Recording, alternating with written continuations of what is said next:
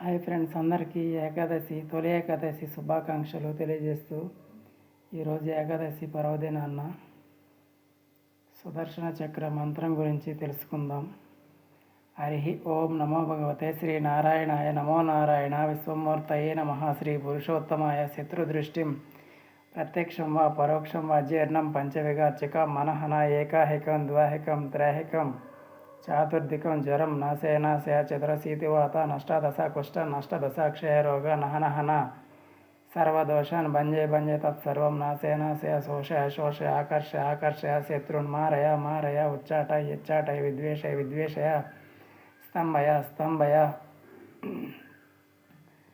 విధ్వంసయ శత్రున్నాశయ మారయ ఉచ్చాటయ విద్వేషయ స్తంభయ నివారయ విఘ్నరహ దహ మద విధ్వంస చక్రం గృహీత్వా శీఘ్రమాగచ్చ చక్రేణ త్వంబర విద్యం ఛేదయ భేదయ చతుసీతాని విస్ఫోటయ హర్షవాత స్థూలదృష్టి సర్పసింహ వ్యాఘ్ర ద్విపద బాహ్య అన్ని విభువ్యంతరిక్షే అన్యేపికే చిత్ త్వాన్ ద్వేషకాన్ సర్వాన్ హనహన విద్యున్మేఘ నదీ పర్వతాటవీ సర్వస్థాన రాత్రి దినపదాచురాన్ వశం కురు హరి ఓం నమో భగవతే హ్రీం ఓం ఫట్ స్వాహ టం నమః ఇది నారాయణాస్త్రం మంత్ర.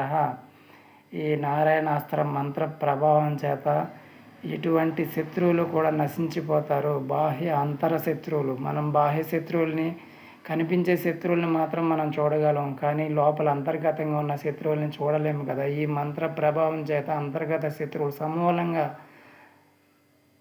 నాశనం చేసే పవర్ఫుల్ అయిన శక్తివంతమైన సుదర్శన అస్త్ర ప్రయోగం.